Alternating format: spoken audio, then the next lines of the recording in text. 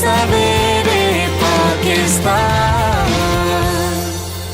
अस्सलाम वालेकुम जी, सुबह सवेरे पाकिस्तान में बहुत खुशामदीद। मैं हूँ शिफा यूसुफजई और मैं हूँ वैस मंगलवाला। मेरी तरफ से भी आप सबको अस्सलाम वालेकुम। खुदा का शुक्र है कि उसने हमें आज की सुबह देखना नसीब फरमाई। आज की सुबह का आगाज एक ऐसे मामले से करते हैं जो कि अक्सर हम सब लोगों ने एक्सपीरियंस किया होगा। बहुत सीरियस है, बहुत सीरियस मामला है। अक्सर औकात हम जब दोस्तों में बैठे होते हैं या ग्रुप्स में होते हैं, व्हाट्सएप ग्रुप में या किसी भी सोशल गैदरिंग में होते हैं, तो एक पाबंदी सी होती है वहां पर। और वो पाबंदी क्या होती है? भाई सियासी गुफ्तगू मत करना यार।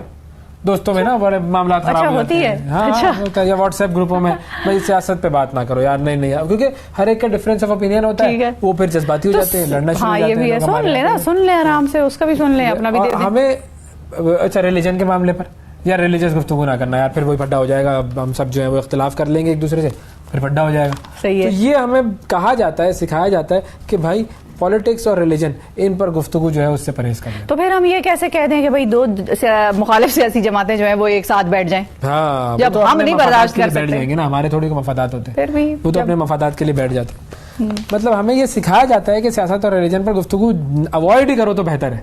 हालांकि लेकिन क्या हमें ये सिखा देते कि भाई कैसे मुहज़्ज़ब तरीके से सियासत और रिलीजन पे गुफ्तगू करनी तो ज्यादा बेहतर। इख्तिलाफ राय कैसे करो, बर्दाश्त अगर करना है, बिल्कुल अगर करना है, अगले की बात नहीं पसंद आ रही है, ठीक नहीं लग रही, तो अपनी राय दे दो और उसको कोई ऐसा मुद्दा दे दो, पॉइंट दे दो जिसपे वो मजीद रिसर्च करे या पढ़ के आए या खुद रिसर्च करने के लिए खुद अपने आप को रेडी करें।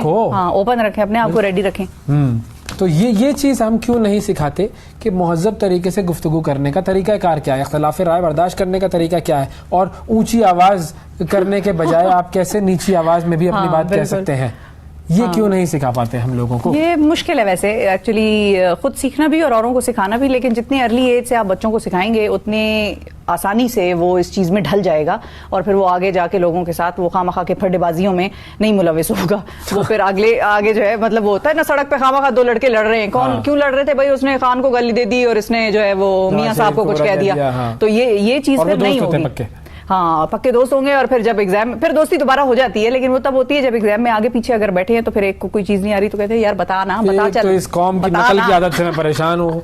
ये जिस तरह आपने स्कूल पढ़ा है उस तरह सबने नहीं पढ़ा है। सबने ऐसे ही पढ़ा है, सबने बिल्कुल। एक होता है क्लास में वैसे ऐसा भी जो कि अपनी तरफ से बड़ा वो बनता है ना, मतलब जिसको आप कहें कि यार थोड़ा बता देना या कुछ, तो वो कहती है मुझे नहीं आता, कैसे चीटिंग कराते हैं, मुझे नहीं आता। एक लाफा जो है ना वो, अगर हाँ, मैं इस कौम को इख्तिलाफात को बर्दाश्त करने के तरीके सिखा रहा था, कहाँ ये नकल कराने के तरीके सिखाना शुरू हो गई।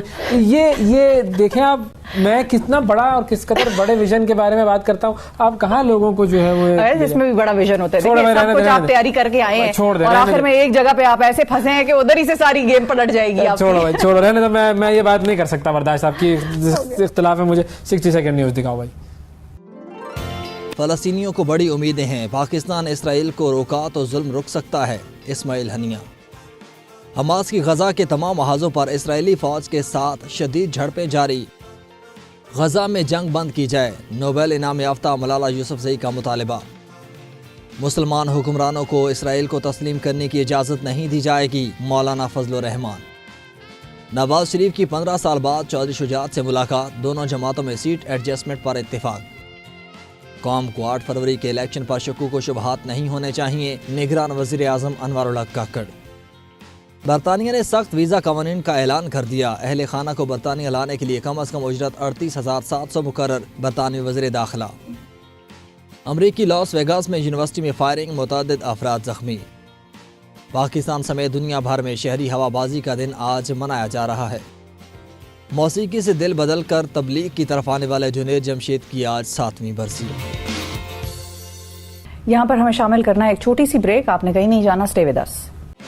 सुबह सवेरे पाकिस्तान, सुबह सवेरे पाकिस्तान, सुबह सवेरे पाकिस्तान।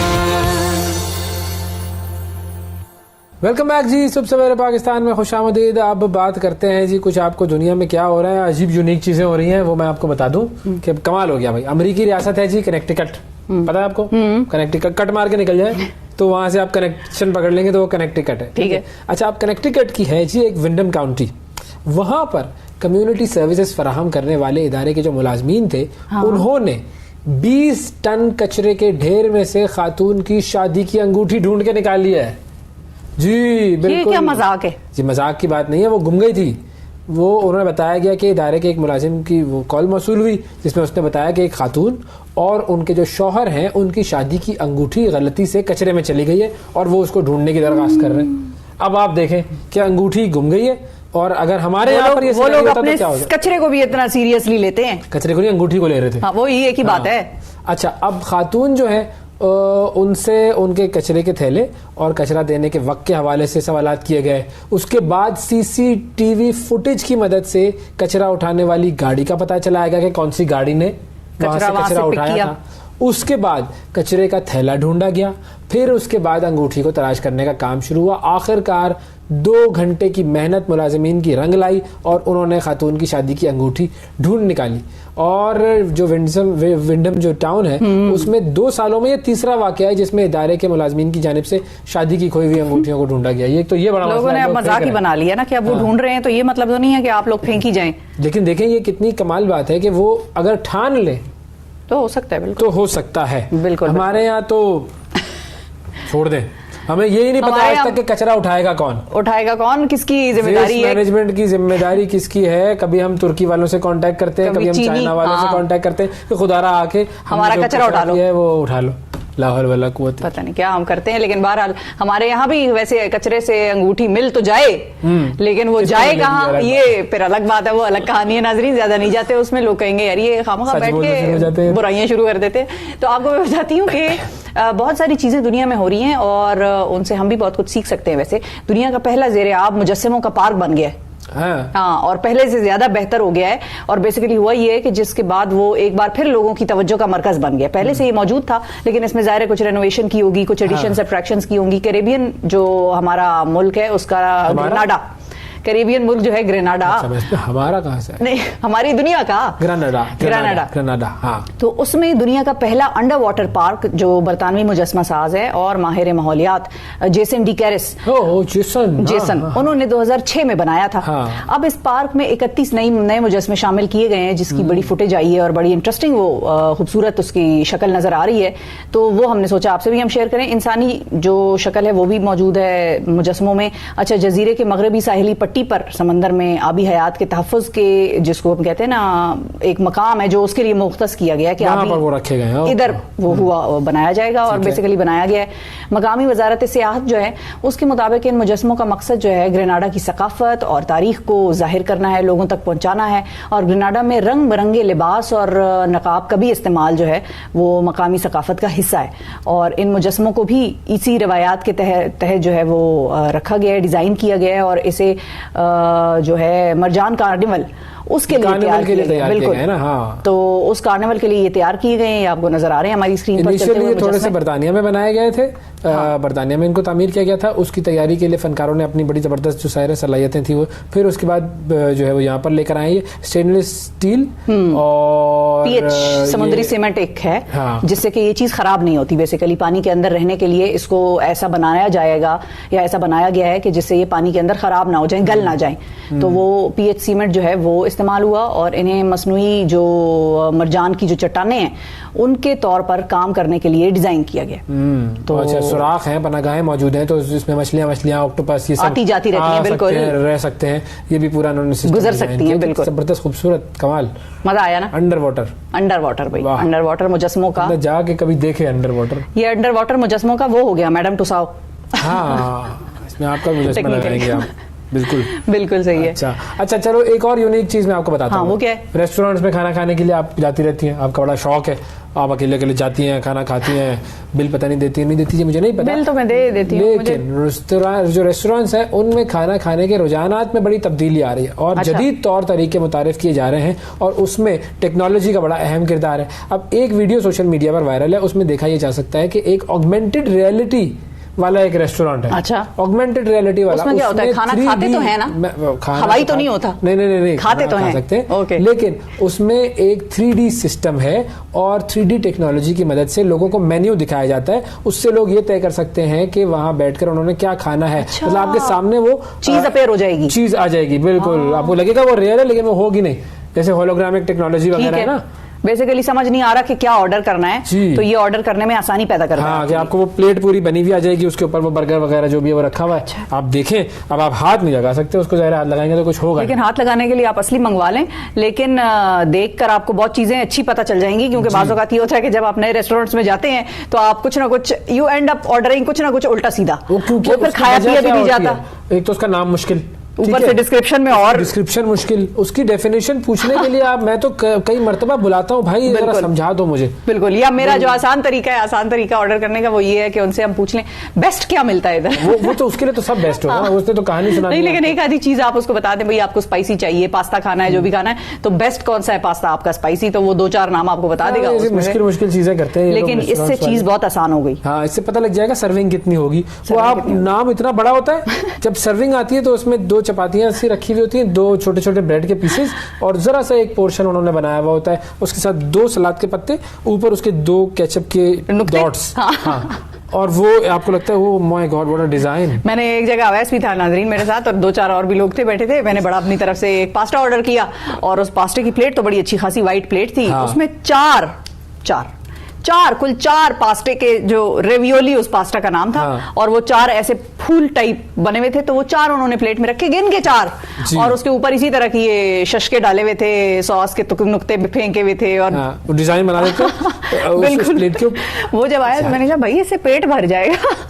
पेट नहीं, वो रेस्टोरेंट वालों की जेब भर जाएगी। हाँ, ये है। हाँ, तो इसीलिए ये मुझे बहुत ज्यादा परेशान करती हैं ये चीजें, और मैं बुला के डिटेल में पूछता हूँ उनसे, भाई तुम इसकी पूरी डेफिनेशन मुझे बताओ। भाई आपका टाइम सेव हो गया, ये रियलिटी वाला अगर सिलसिला आ जाए पाकिस्तान में, भाई आप बटन दबा के देखते रहे, सारे मेन्यू आ गए, जो आपको अच्छा लगे वो ले लें, सही लगे वो आप खुद कर लें। ये करना चाहिए यहाँ पे, इसकी टेक्नोलॉजी बिजनेस आइडिया है ये, बिल्कुल कुछ करना चाहिए इसका, मजेदार ऐसी बनाई जाए। वाकई। हाँ, अच्छा, अब साइंस की जो बात आ ही गई है, तो आपको पता है साइंस जो है वो एक बड़ी साइंस अहम चीज है। आप तो सैयारों में यारों पे भूल नया सैयारा दरियाफ्त हो गया है। चले, नाम लिया और मैं बता रहा हूं आपको, ये सैयारा जो है वो साइंसदान कह रहे हैं कि ये होना ही नहीं चाहिए, मगर है।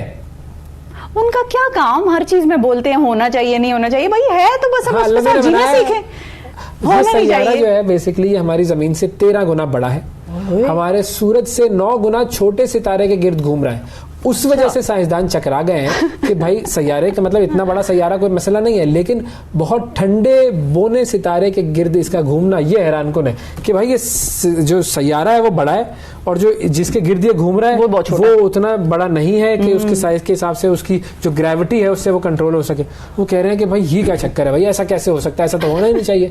इसका नाम है LHS 3154। ये नाम बड़े मुश्किल होते हैं इनके वैसे। ये चंद सबसे छोटे और ठंडे सितारों में से ये एक है। अच्छा। और इस हवाले से एक तहकीकी जर्नल जो है उसमें शाया हुआ है, और उसमें कहा गया है कि इस दरियाफ्त से अंदाजा होता है कि हम कायनात के बारे में कितना कम जानते हैं। भाई कायनात के बारे में आप कुछ जानते ही नहीं है चाचा। वो अल्लाह ताला ने जितनी बड़ी ये कायनात बनाई है वो तो आपको पता है कि आपने अभी तक उसका यूं कहिए कि 0.00001% भी नहीं देखा है, इतनी बड़ी उसका साइज है। तो आप अपने तुरम खान समझते हैं अपने आप को और कहते हैं कि हमें सब पता है। तो इतने बड़े सैयारे के इतने छोटे सितारे के गिर्द घूमने की किसी को तवक्को नहीं थी। And now the scientists are baffled कि भाई ये क्या है ये, और कैसे ये काम हो रहा है। बड़ी इंटरेस्टिंग है वैसे ये चीज़ है। बनाया है, हो रहा है ये, आप कर लो जो करना है, तुम्हें क्या पता, तुम तो बिग बैंग और ये सब करके, और यही अभी तक इस पर तुम लोगों ने टेंशन डाली हुई है कि ये तो सब कुछ खुद हो गया तो ये बन गया खुद भी। भाई अब कर लो जो करना है तुम। तो खैर सही बात है, ये हुआ है, साइंस की कहानियां चल रही है भाई, ठीक है ना। तो ये साइंटिफिक कहानियां हो गई हैं हमारी, और साइंटिफिक कहानियां हो गई। करते हैं कि वक्फा अगर आप ले लें। सैयारे का नाम मैंने आपको क्या बताया था? LHS क्या नंबर था पता नहीं, 3154B। बिल्कुल ठीक है जी, नाम याद रखना है, कल मैं पूछूंगा आपसे क्लास में, ठीक है। चले ठीक है जी, वक्फा ले लेते हैं, वक्फे के बाद दोबारा हाजिर होते हैं, हमारे साथ रहिएगा। सुबह सवेरे पाकिस्तान, सुबह सवेरे पाकिस्तान, सुबह सवेरे पाकिस्तान। Welcome back. सुबह सवेरे पाकिस्तान में एक मरतबा फिर खुशामदीद। अब बात करते हैं जी कुछ तालीम की। तालीम के हवाले से कहा जाता है कि जी तालीम किसी भी कौम की तरक्की में बहुत अहम किरदार अदा करती है। तालीम बहुत जरूरी। क्या आपका भी इस बात से इत्तेफाक है? मेरा बिल्कुल इत्तेफाक है। हम तो मुझे ऐसा लगता है कि पाकिस्तान में एजुकेशनल इमरजेंसी लगने की जरूरत है, लेकिन फिर बहुत सारे लोग मेरी इस बात से अग्री नहीं भी करेंगे। बहुत सारे लोग जो कामयाब हैं और इसी न्यू स्कूल के सिस्टम से निकल के कामयाब हुए हैं, वो ये भी कहते हैं कि भाई हमने भी यहीं से पढ़ा था, हम आज इस ओहदे पर फाइज हैं, हमने दुनिया के फलां इदारों में काम किया, तो हम भी इसी चीज की और इसी स्कूल सिस्टम की और इसी तालीमी निजाम के पैदावार हैं। तो आपने बताया ना कि मैंने भी स्कूल में पढ़ा है, तो आपकी बात को सीरियस लेंगे। हाँ, मैंने भी स्कूल में पढ़ा है, मेरी हालत आप देखें। ऐसे आपको वो हल्का ले रहे हैं। क्या बात करती भाई शिफा ने भी कह दिया तालीम की अहमियत है। अच्छा, अब तालीम की जो अहमियत है हमने आज उसके ऊपर खैर मजाक से हटके हमने डिस्कस करना है। अर्ली ईयर्स की जो एक एजुकेशन होती है वो क्या होती है, उसमें क्या क्या चीज़ें बच्चों को सिखाया जाना ज़रूरी है और वो कैसे सिखाया जा सकता है और उसका जो यूँ कह लीजिए कि स्टैंडर्ड है वो क्या होना चाहिए। डॉक्टर आयशा रज़ाक हमारे साथ मौजूद हैं जो कि एजुकेशनिस्ट हैं और उनसे हम जानेंगे, वो थोड़ा सा हमें भी सिखाएंगी और कुछ आप लोग भी सीख लीजिएगा। डॉक्टर साहब, बहुत शुक्रिया, आपने वक्त निकाला। अच्छा, पहले तो थोड़ा सा अर्ली एज को डिफाइन कर दें। Early years how important are they? क्योंकि शिफा तो अभी तक कहती है मैं अर्ली एज में लर्निंग मैकेनिज्म में how what is the importance of early years? Sure, बहुत बहुत शुक्रिया। देखिए, अर्ली ईयर्स में जब हम फॉर्मल या इनफॉर्मल एजुकेशन की बात करते हैं तो आमतौर पे बर्थ से लेकर 8 साल यानी क्लास 3 तक आमतौर पे जो हमारे सिस्टम ऑफ एजुकेशन के अंदर बनती है, इक्विवेलेंट ऑफ दैट समझा जाता है कि 0 से लेकर आप कह लें कि 8 ईयर्स तक बहुत क्रूशल ईयर्स हैं, क्योंकि उसके अंदर बच्चे की बहुत ज़्यादा ब्रेन डेवलपमेंट भी होती है अर्ली ईयर्स में, और जो उसको जो फाउंडेशनल स्किल्स उसको सीखने की जरूरत होती है, सलाहियत भी बहुत ज़्यादा होती है। अगर उसको ठीक से आप टैप करें तो बहुत ज़्यादा ज़रूरी है। और वो एज 0 से इसलिए कहते हैं, एक तो बहुत हद तक अगर आप देखें जो strong early childhood development programmes जिसका अर्ली चाइल्डहुड एजुकेशन एक हिस्सा है पूरे डेवलपमेंट अप्रोच का, उसमें तो ये कहा जाता है कि मदर की हेल्थ से लेकर और वो जब कंसीव करते हैं बच्चे को, तो उस वक्त से ही ये चीज़ बहुत ज़रूरी हो जाती है। और ख़ासतौर पे हमारे जैसे मुल्कों में पुअर जो कंट्रीज़ हैं वहाँ पर आपको पता है जहाँ पर न्यूट्रिशन और हेल्थ और फूड वो एक इशू है जिसकी वजह से स्टंटिंग, माल नरिश्ड बच्चे स्टंट हो जाते हैं। 42% हमारे पास वो नंबर है। तो जब आप ठीक तरीके से ग्रो ही नहीं करेंगे तो आप सीखेंगे क्या? तो पहले तो बेसिक नीड वो है। इसीलिए कहते हैं कि प्री नेटल से लेकर और फिर 0 और 8 ईयर्स तक। In the womb actually it starts there, it starts with the mother's health and her education. इसलिए एक कॉम्प्रिहेंसिव अगर आपने एक यूजफुल जो कि फिर बाकी वैल्यू एडिशन करे बच्चे के अंदर, उस अर्ली चाइल्डहुड एजुकेशन का एक बहुत बड़ा हिस्सा इसीलिए कहते हैं कि हेल्थ और न्यूट्रिशन भी होती है, फूड सिक्योरिटी भी होती है, फैमिली इनकम भी होती है, मदर का स्टेटस घर में क्या है, उसमें कितनी समझदारी है, कितनी तालीम है, वो बहुत ज़रूरी होती है।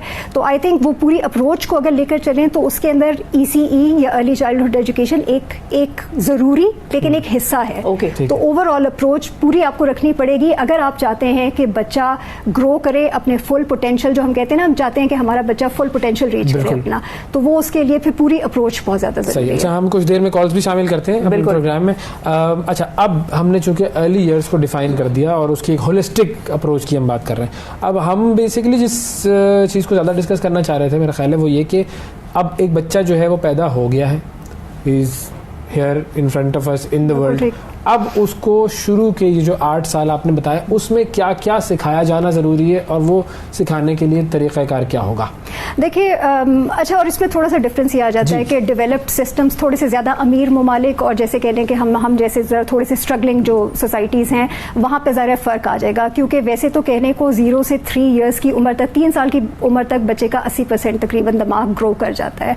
5 साल की उम्र में पहुँचने से पहले 90% उसका दिमाग जितना बढ़ना होता है वो डेवलप मैं अगर इसमें एक सवाल मेरे सामने में आया कि दिमाग ग्रो कर जाने का मतलब यह है कि वो फिजिकली ग्रो कर जाता है या उसके ऊपर डेटा स्टोरेज फिजिकली भी ग्रो कर रहा है आपके? फिर जिस तरह हम कहते हैं कि न्यूरल नेटवर्क्स जो बन रहे होते हैं कि जो भी आपको एनवायरमेंट से जो भी सिग्नल मिलेगा उसको आप इंटरप्रेट कैसे करेंगे और उसके मुताबिक रिएक्ट कैसे करेंगे। अच्छा। वो सारे नेटवर्किंग आपके दिमाग में हो रही होती है। 4 बड़ी बड़ी चीजें हैं जब हम ब्रेन डेवलपमेंट की बच्चे में बात करते हैं।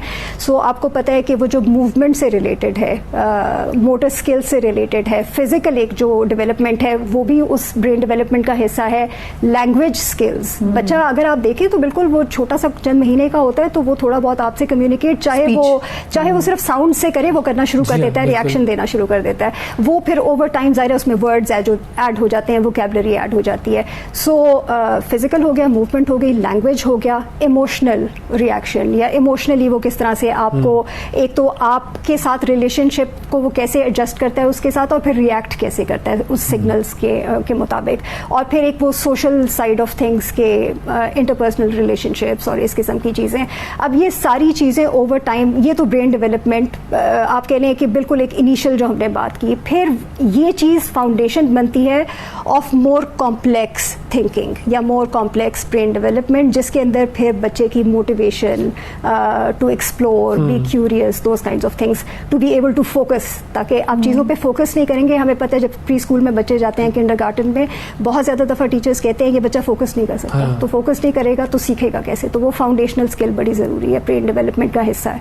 फिर इसी तरह से आगे जाके थोड़ी सी और कॉम्प्लेक्सिटी ऐड हो जाती है, आपको थोड़ी प्रॉब्लम सॉल्विंग भी करना आ जाती है कि अगर मुझे थोड़ा सा, आपने देखा होगा छोटे बच्चे जो होते हैं वो शेप्स वाले आप ब्लॉक्स उनको देते हैं तो वो आहिस्ता आहिस्ता सीखना शुरू करते हैं, पट्टी लगा के उनको कहते हैं टेक्सचर बताओ ये क्या चीज़ है, सेंसरी वो चीज़ें, थोड़ी बहुत प्रॉब्लम सॉल्विंग आ जाती है। और उसके साथ साथ थोड़ी बहुत आपको जो अपनी इमोशनल थोड़ी सी रेगुलेशन, या मैंने दूसरों के साथ कैसे बिहेव करना है, दूसरे बच्चों के साथ, बड़ों के साथ, वो चीज़ फिर वो कॉम्प्लेक्सिटी ऐड होती जाती है over the years. So when we say brain development, this is what we mean. अच्छा, जब हम ये कहते हैं, एक और चीज़ भी हम बड़ा सुनते हैं टीचर से भी और पेरेंट्स से भी कि इसके कॉन्सेप्ट्स क्लियर नहीं है या ये जो है समझता नहीं है, और ये चीज हमें लेटर ऑन ईयर्स में जाकर पता नहीं क्या चाहते हैं, हम सब सिखा के भेज दें और तुम लोग कहो कि इसको कॉन्सेप्ट्स आते हैं। 8th, 9th और 10th में जब साइंस के सीरियस सब्जेक्ट्स ऐड होते हैं, फिर तो बिल्कुल ही फिजिक्स की वो E=mc² नहीं समझ आ रहा भाई क्या है कॉन्सेप्ट्स।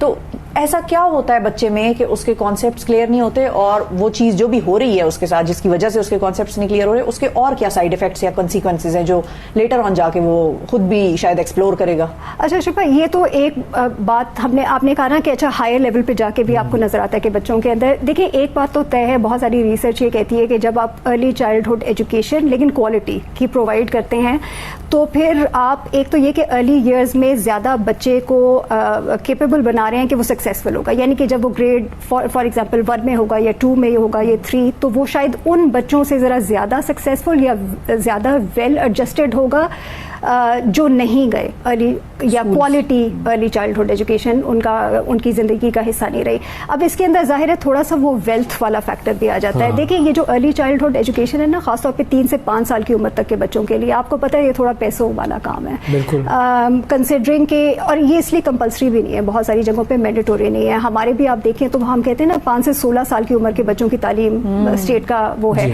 वो इस वजह से कि 3 से 5 है तो बहुत इंपॉर्टेंट। एक तो ये कि वो अंडरस्टैंडिंग हमारे पास पॉलिसी लेवल पे आहिस्ता आहिस्ता आ रही है, पूरी तरह से नहीं आई, लेकिन आपको रिसर्च ये शो करती है कि जब आप वेल्दी और नॉन वेल्दी फैमिलीज की बात करते हैं तो ये एक बड़ा अच्छा पॉलिसी इंस्ट्रूमेंट है to decrease the gap between the achievement of जो हैव्स और हैव नॉट्स के दरमियान। तो ये, और इसका ये है कि आपको ओवर द ईयर्स आपकी अडल्ट लाइफ तक इसका जो पे ऑफ है वो नजर आता रहता है, यानी कि आप बेहतर परफॉर्म करेंगे एकेडमिकली, आप सोशली इमोशनली ज्यादा शायद वेल एडजस्टेड होंगे। मैं ये नहीं कह रही कि और चीज़ें उसमें फैक्टर इन नहीं करती, लेकिन ये एक बहुत बड़ा फैक्टर होता है।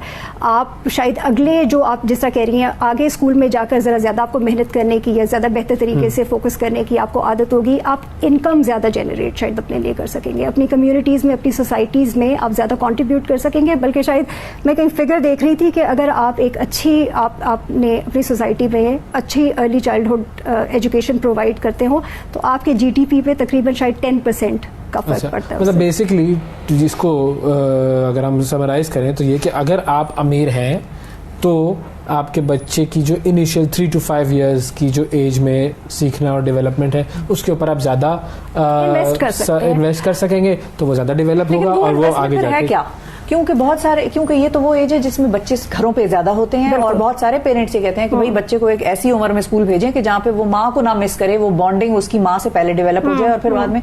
तो इसमें इन घर में क्या इन्वेस्टमेंट घर में करना क्या है, पेरेंट्स को the role now shifts basically. ये मेरे माइंड में कॉन्सेप्ट इतना क्लियर नहीं था जो आपने बताया। Role has been shifted towards parents more than the teachers. इधर भी कॉन्सेप्ट्स क्लियर नहीं है ना, वही कॉन्सेप्ट्स क्लियर नहीं है। बचपन में सही तरबियत नहीं हुई आपको, अर्ली चाइल्डहुड एजुकेशन खुद इन्होंने कहा, मैंने कोई बात नहीं की, आपने खुद मुझे नहीं देखिए, लेकिन शिफा की बात बिल्कुल ठीक है। देखिए, एक तो ये कि वेल्थ से हम इसका ताल्लुक सिर्फ इसलिए बना रहे हैं क्योंकि वेल्थ का मतलब ये है कि आप कुछ चीजों में इन्वेस्ट कर सकते हैं जो अगर शायद आप नॉन वेल्दी हैं तो बहुत खुराक तो समझ आता है। हाँ, अच्छी खुराक समझ आता है। फिर ये कि फर्ज करें अच्छे रिसोर्सेज, घर में किताबें होंगी और आपके पास तरीकेकार होंगे प्ले में एंगेज करने का बच्चों को या और किस्म की एक्टिविटीज में।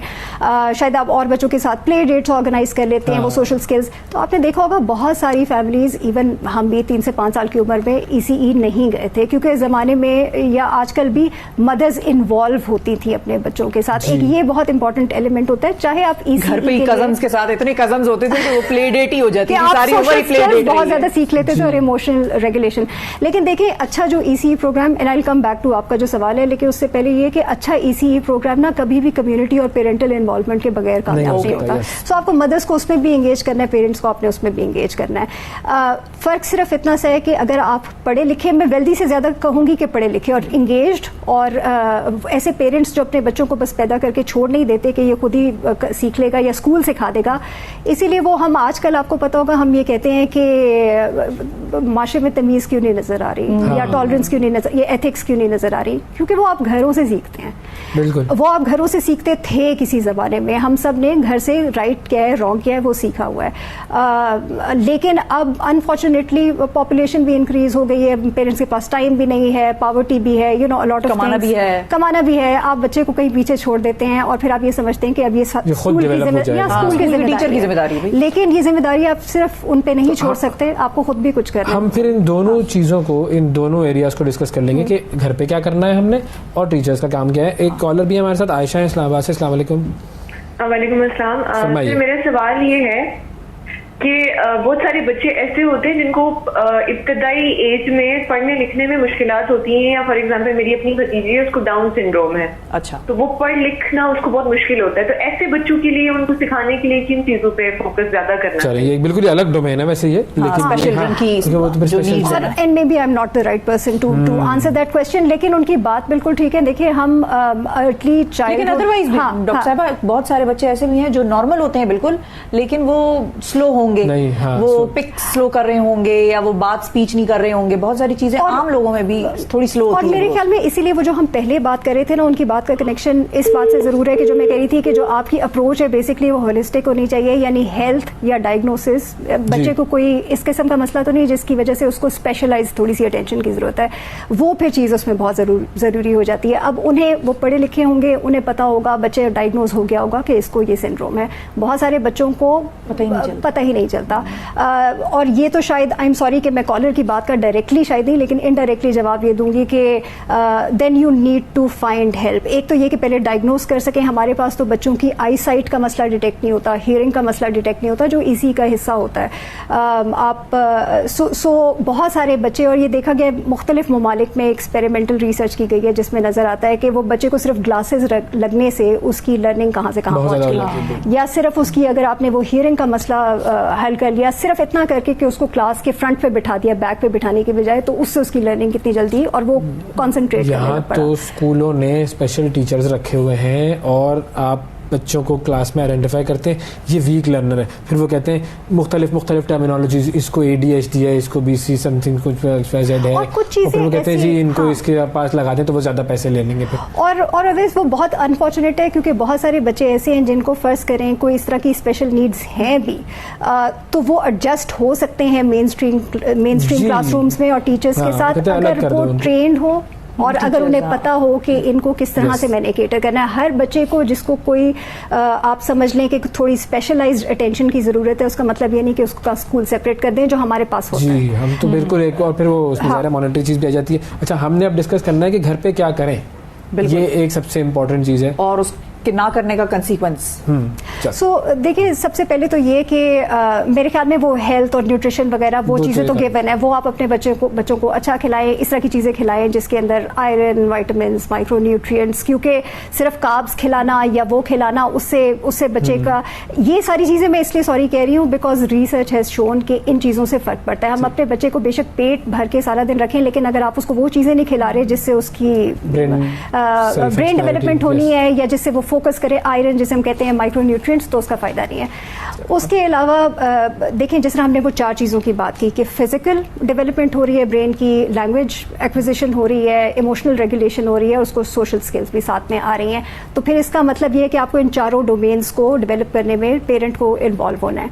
एक लैंग्वेज के हवाले से मैं कहूँगी कि बहुत सारे बच्चे जो ऐसे घरों से आते हैं जहाँ किताबें होती हैं या उनको रीड करके बताया जाता है या सॉन्ग्स या राइम्स सिखाई जाती हैं, उनकी वोकैबुलरी इन्हांस होती है। एक वो प्ले एलिमेंट और वो सारा कुछ तो है, लेकिन वोकैबुलरी, जितने वर्ड्स आप अपने बच्चों को सिखा सकते हैं, means read to them. This is one thing that unfortunately जो पेरेंट्स लिटरेट नहीं है वो नहीं कर सकते। अगर उनका कोई बड़ा बहन भाई स्कूल जाता है या कोई अंकल आंटी है या कम्युनिटी में ऐसा कोई सेटअप मौजूद है, इसीलिए जो मैं शुरू में कह रही थी ना, होलिस्टिक यानी कम्युनिटी की इन्वॉल्वमेंट, ऐसी स्पेसेस कम्युनिटी में है जहाँ people can go, children can go and someone can read to them, वो चीज़ें बहुत ज़रूरी हैं। सो जो बच्चे बेहतर आप कह लें कि घरानों से, वेल्थ वाइज मैं उसकी बात कर रही हूँ, आमतौर पर उनकी 3 से 4 गुना वोकैबुलरी ज़्यादा होती है वर्सेस वो बच्चे जिनको कोई रीड या बुक्स की अवेलेबिलिटी नहीं होती।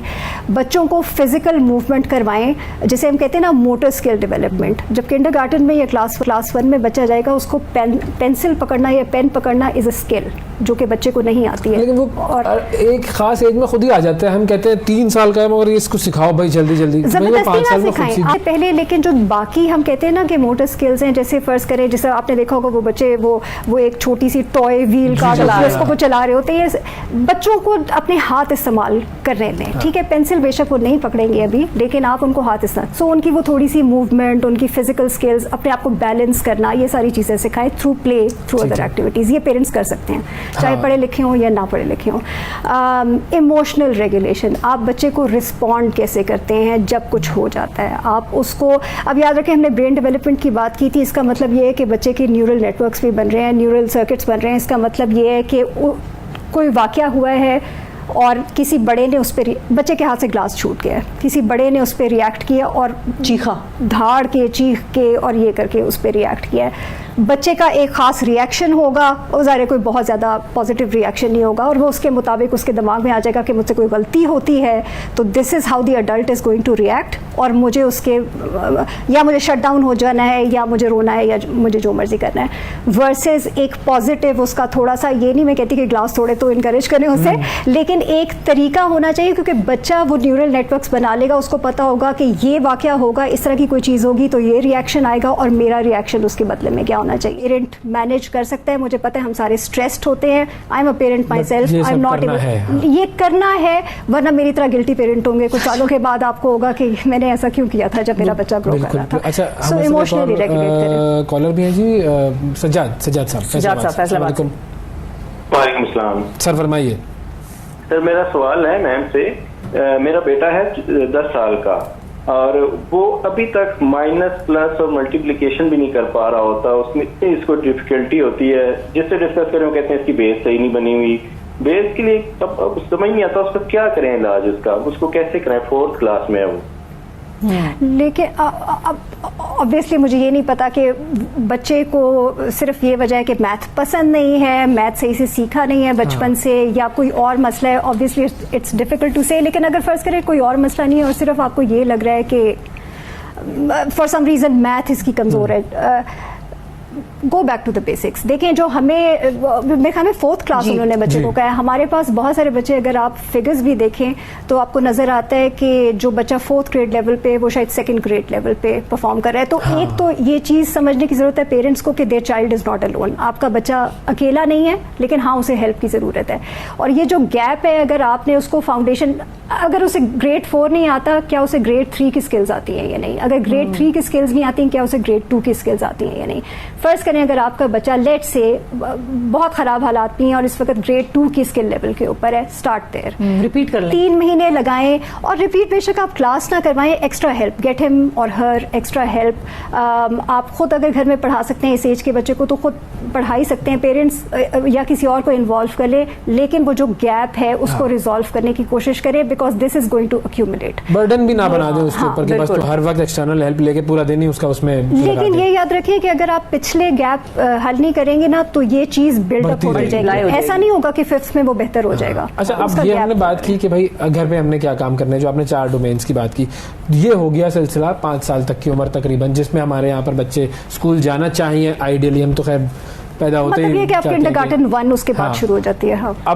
अब स्कूल में क्या होना चाहिए, क्योंकि उसी चीज को लेकर वो आगे डेवलप करेंगे। हाँ, देखिए इसीलिए शायद ये ECE या जो अर्ली चाइल्डहुड 3 से 5 जरूरी है, क्योंकि किसी नई एनवायरनमेंट में जाना है, वहाँ सबसे पहले अगर अडल्ट भी जाए तो आपको एडजस्ट होना पड़ता है, और एडजस्ट होने के लिए कुछ फाउंडेशनल स्किल्स चाहिए, वो आपने कुछ घर से भी दे दी, कुछ ECE से दे दी।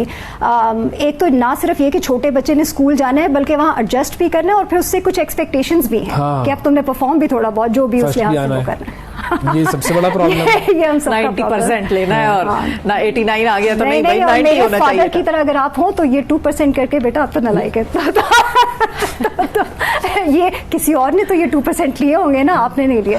नहीं, लेकिन हाँ, स्कूल में देखें अर्ली ईयर्स में खासतौर पे, बाद में तो चलिए थोड़ी सी और बात हो जाती है, लेकिन टीचर हैज टू बी, एक सपोर्ट का रोल होना चाहिए, एक नर्चरिंग, एक केयर का रोल होना चाहिए। अनफॉर्चुनेटली हमारे पास स्कूल्स क्योंकि अगेन ओवरबर्डन्ड हैं, थोड़े अनट्रेन्ड टीचर्स भी हैं, थोड़े अंडर कॉम्पनसेटेड टीचर्स भी हैं, वो एनवायरनमेंट भी उस तरह से कंड्यूसिव नहीं होती, मोटिवेशन भी नहीं है। तो ये कहना आसान लगता है कि जाएं और देखें आप बच्चे के साथ इस तरह डील करें, लेकिन आपकी क्लास में अगर 50 बच्चे हैं और मल्टी ग्रेड आप क्लासरूम पढ़ा रहे हैं तो जाहिर है it will become very difficult. लेकिन फिर क्वालिटी कि ये कुछ चीज़ें तो आपको हल करनी पड़ेंगी। इसके बजाय इसके बगैर मेरे पास कोई मैजिक या किसी के पास कोई मैजिक वॉन्ड नहीं है जो कहे कि अच्छा ये सब कुछ ठीक है, नहीं है आपके पास, लेकिन फिर भी आप आप कर सकते हैं अच्छी चीज़ें, आप नहीं कर सकते। So the basics need to be there, which means के हमारी पॉलिसी को कुछ थोड़ा सा, हमारी इन्वेस्टमेंट ऐसे स्कूल सिस्टम में होनी पड़ेगी। अच्छे स्कूलों की मैं बात नहीं कर रही, वहाँ पे तो आप खरीद के वो सीट अपने बच्चों को, वहाँ भी हालात मतलब ऐसे नहीं है कि हम कुछ बेहतर है, कुछ बेहतर है। लेकिन वो जो एक टीचर की ट्रेनिंग, और टीचर देखें अर्ली चाइल्डहुड डेवलपमेंट के लिए भी हमने कहा ना, जैसे 3 से वो 3री क्लास तक के बच्चे तो उसमें आते ही हैं, you need a certain kind of training, it can't be just any teacher कि मैं सिर्फ एक टीचर हूँ। आपकी सर्टिफिकेशन अर्ली चाइल्डहुड एजुकेशन के अंदर होनी चाहिए, आपको पता होना चाहिए कि बच्चा डेवलप कैसे होता है, ब्रेन डेवलपमेंट कैसे, क्योंकि आप उसका हिस्सा हैं उस ब्रेन डेवलपमेंट का। उसके बाद तो हो गया ना मोस्टली जो होना था। तो so you need to be that person and it can't be any ordinary teacher. So वो उसका कोई शॉर्टकट नहीं है, वो you need teachers like that unfortunately. So वो फिर जब आप स्कूल में, जैसे sorry to come back to your point, आप स्कूल में गए हैं, इसीलिए हम कहते हैं कि ये जो अर्ली इन्वायरमेंट्स हैं इसके अंदर एक तो क्लासरूम की सेटिंग बड़ी इस तरह की होनी चाहिए कि बच्चा टॉर्चर ना हो, कि मैं एक अजीब से बेर से क्लासरूम में आ गया हूँ और मैंने उसी टेबल पे बैठना है और 6-7 घंटे के बाद वहीं से उठ के वापस चले जाना है। सो वो जो एज है उस हिसाब से आप बच्चे को एक्सपीरियंसेस दें, ज़्यादा प्ले बेस्ड होना चाहिए। ख़ास तौर पे जो बहुत छोटे बच्चे हैं उनके ऊपर एकेडमिक इतना ज़्यादा आप ना वो थोपें कि वो बिल्कुल दिल ही हट जाए उनका पढ़ाई से।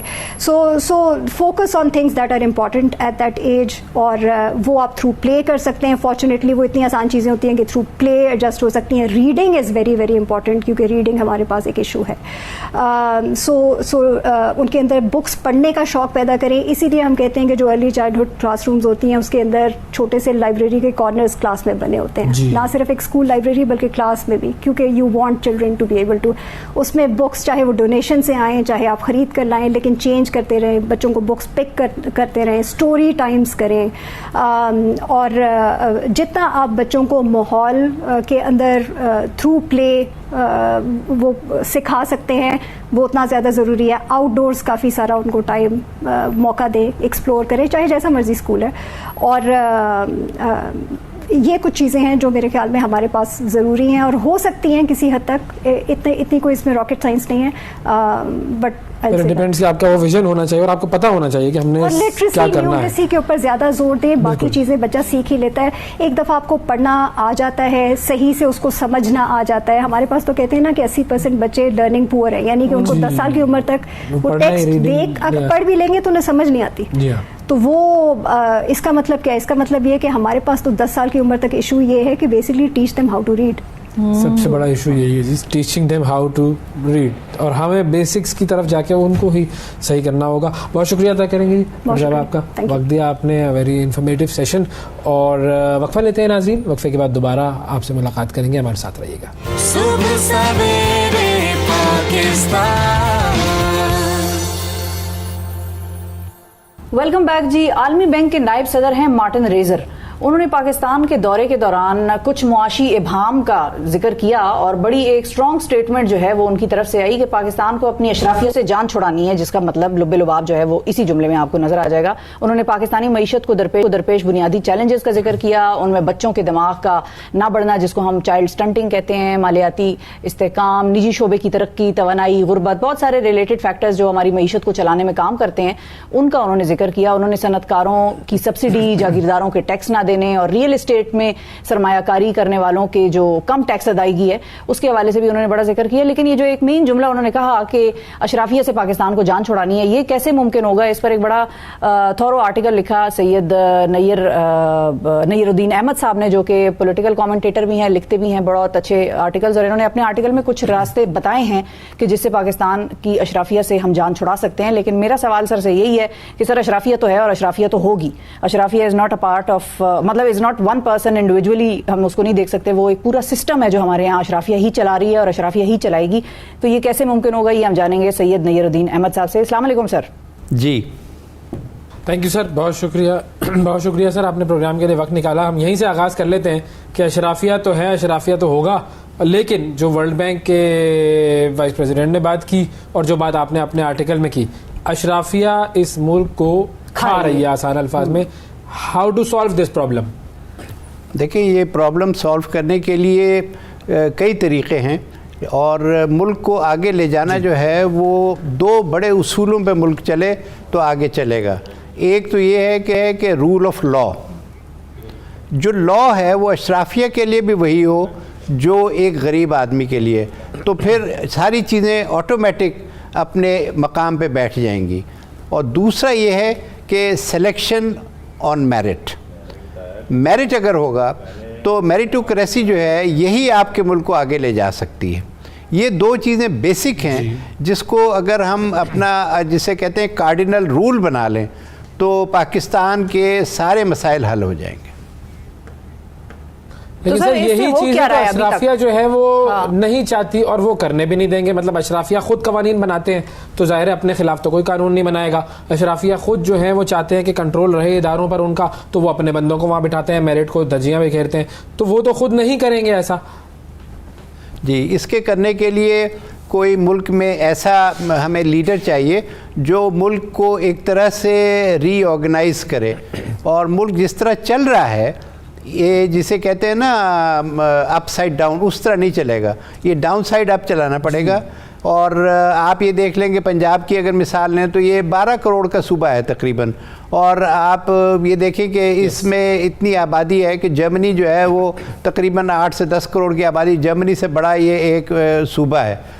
और इसको चलाने के लिए, ना सिर्फ इसको चलाने के लिए बल्कि पूरे मुल्क को चलाने के लिए अब हमें जिसे कहते हैं ना डाउन डेलीगेशन करनी पड़ेगी सारी अथॉरिटीज़, तभी जाके जो निचले लेवल पे जब तकसीम असासों की होगी और तकसीम आपके जो मतलब जो सरमाया है वो होगा, तब मुल्क उठेगा। इख्तियारात की आपने सही लफ्ज़ इस्तेमाल किया। तो इसके लिए बहुत ज़रूरी है कि मुल्क में जितने डिवीज़न हैं उनको आप इंडिपेंडेंट एक लिहाज से वो बना दें, यूनिट्स बना दें, प्रोविंस बना दें, या जो भी आप कहें रियासत बना दें। हर डिवीजन को अच्छा एडमिनिस्ट्रेटिव यूनिट्स बना दें, और वहां पर आप देखें कि ये तो आपने जो मुशर्रफ साहब वाली बात की है आपने, वैसे नहीं मुशर्रफ साहब लोकल बॉडीज को ज्यादा इख्तियार देने के हक में थे। देखें वो तो अयूब खान ने भी किया था ना, उन्होंने कहा था कि अगर एक फाउंडेशन नहीं होगी तो इमारत कैसे खड़ी होगी। नेशनल असेंबली और प्रोविंशियल असेंबली तो हर साल आ जाती है, लेकिन जो फाउंडेशन है वो लोकल बॉडीज़ की है। वो उन्होंने बेसिक डेमोक्रेसी लाए थे और मुशर्रफ साहब भी अपना निज़ाम लेके आए थे, लेकिन ये कि जैसे ही ये गए हैं इन दोनों निज़ामों को पैक कर दिया गया।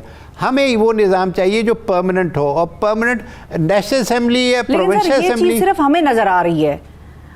जो लीडर्स हैं, चाहे सियासी जमातों के हों, चाहे ब्यूरोक्रेटिक लीडर्स हों, उनसे अगर आप बात करें, हम करें, ज़ाहिर है मैं तो आपसे इस चीज़ पे अग्री करती हूँ कि हमारा निज़ाम ठीक नहीं चल रहा है, इसीलिए हम आज इस हाल में हैं। लेकिन वो कहते हैं कि नहीं भाई, हम चला रहे हैं, हम जैसे चला सकते हैं, जितने अच्छे तरीके से चला सकते हैं हम उतने अच्छे तरीके से चला रहे हैं। देखो असेंबली भी हम लगाते हैं, कानून भी बना रहे हैं हमारे। एक तो वो रूल ऑफ लॉ वाली चीज़ है कि मुझसे तो टैक्स लेते हैं, लेकिन अगर उनसे हम पूछ लें कि भाई आप टैक्स देते हैं या नहीं, तो उस पर वो कहते हैं या तो तुम बदतमीज़ हो गए, या तुमने ज़्यादा सवाल मुँह ज़ुबानी, वो जिसको कहते हैं मुँह ज़ोर गए तुम। तो ये उनको कैसे समझाएंगे हम कि you are the problem actually. Shifa साहिबा, ये प्रॉब्लम नहीं, आप ये देखें कि इस वक्त खुद ये मार्टिन रेजर ने बताया है कि आपकी गुर्बत जो है वो 40% के लेवल पे आ गई है।